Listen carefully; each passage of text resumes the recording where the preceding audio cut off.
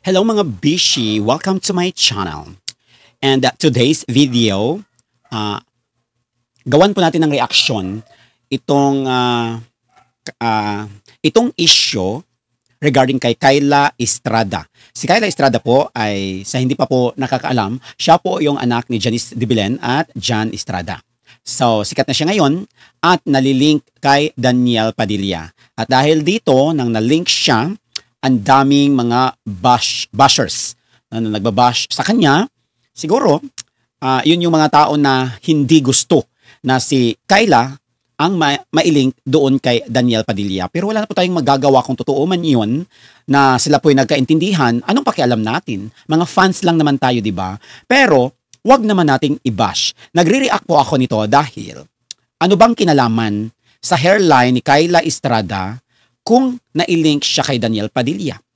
Baka hindi nyo lang matanggap na siya ay magkaroon ng relasyon ni Daniel Padilla. At kung totoo man yun, sabi ko nga, kung totoo man yun, wala na tayong pakialam doon.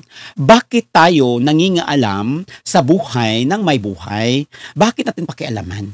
I-bash pa natin, i-personal pa natin, sabihin pa natin, dito, di ba? Basahin natin yung binatikos. Kyla Estrada patuloy na binatikos dahil sa pisikal na anyo ng kanyang noo. Ang actress nagsisimulang magkaroon ng basher mula nang malink kay Daniel Padilla. Ito po ang isa sa mga basher.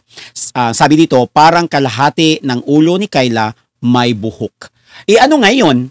Anong pakialam mo? Kung ganun ang buhok niya, at least siya artista.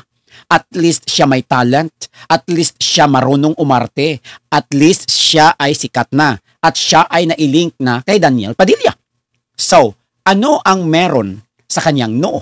Diba? Nakaka-relate din ako kay Kyla dahil ako rin naman nakatanggap ng bashers or mga bashing tungkol sa aking noo. Dahil pareho kami ni Kyla, tingnan nyo, di ba? Kaya pareho kami ni Kyla na yung hairline is dito. Hindi po namin kasalanan yon, di ba? Kung bakit ganito ang noo namin. Kasi may pinagmanahan. Ako, nagmana ako sa father ko. Si Kyla is the father din niya, si John Estrada. Kung titingnan mo si John Estrada, di ba? Malapad din naman ang noo. So hindi ko makakuha, hindi ko mag-gets yung logic. Bakit yung ibang mga tao pinapakialaman yung mga personalidad ng mga tao. Hindi nila tinitingnan kung anong meron sila. Baka kung inggit yung nasa sayo, wala na kayong magawa. 'Di ba? Kung gaano man yan kalapad yung noo ni Kyla, wala na kayong pakialam doon. At least siya may career. At least siya sikat. At least siya may trabaho. At least siya may pangalan. Marunong umarte, may talent. Ikaw na nag-bash sa kanya, anong pwede mong mai-contribute sa ating show business? Di ba wala? Kaya manahimik na lang kayo. No, kung makapanglait kayo, ang tingin niyo sa sarili niyo, kayo ay perfecto. Kayo ay perfect. Tao lang po tayo, walang perfecto. Kaya, irespeto na lang po natin kung ano man ang meron sa ibang tao. Huwag na lang po nating i-bash, huwag na lang po sana nating pintasan kung ano man yung physical na kaanyuan niya. 'Di ba? Matatawag siguro yan na bullying. Ang pagsasabihin ninyo na si Kyla ay ganyan. Bakit naman? Ang sa akin lang, bakit big deal ba sa inyo kung ganyan ang noo ni Kyla? Ikaw na nag-bash sa kanya, tingnan mo muna yung sarili mo bago ka mamintas ng iba. I-compare mo yung sarili mo kay Kyla kung ano ang narating niya. Ikaw, baka nagpapansin ka lang kasi gusto mo rin sumikat as a vlogger. So, magpasikat ka hanggat sa gusto mo. Huwag nang mamintas ng ibang tao. Alam kong nasasaktan din si Kyla. Dahil yan din po yung nararamdaman ko nung first akong nakatanggap ng pagbabash sa aking noo. Dahil nga, katulad din kay Kyla, malapad ang aking noo.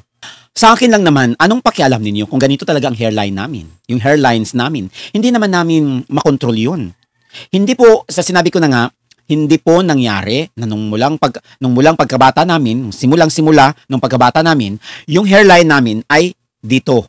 Tapos nung tumanda na ako, o kami, naging dito na. Hindi. Mula nung pagkabata, ganito na talaga ang aming hairline. So, anong problema doon? 'Di ba? Anong problema doon? Kawalan ba 'yan ng pagkatao mo na kung ang aming hairline or kung mataas ang aming noo, kawalan ba 'yan ng pagkatao mo? Bakit kailangan mong pintasan? Bakit kailangan mong i-bash? Hindi lang naman si Kyla ang merong klaseng ganong noo. Isa na rin ako doon. Kaya nung nabasa ko itong post na to, syempre nakarelate ako. ang sa akin lang naman, ang gusto kong mangyari, bakit natin pintasan? Bakit natin pakialaman yung itsura ng ibang tao? Sana perpekto ka. Ikaw na nag-bash kay Kayla, sana perpekto ka. Meron kang magandang mukha, kaakit-akit, yung ano man ang nasa sayo, no?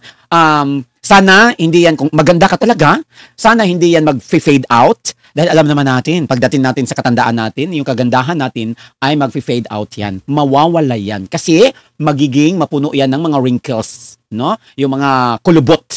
Sana hindi ka tumanda at hindi ka maging kulubot. Ganon.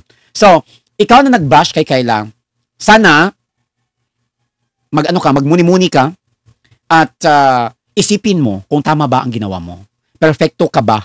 Ano ba ang contribution mo sa industriya ng show business o kahit man lang dyan sa community ninyo? Ano ba para mamintas ka ng tao? Ganon ka ba ka-perfecto? Ano ka ba? Ikaw ba ang ginawa ng Panginoon na super perfect at wala na talagang imperfections? Na bakit pintasan or mahilig kang mamintas ng ibang tao? Bakit ganun? Wala ka bang magawa sa buhay mo? Nakita mo lang yung noo ni Kayla?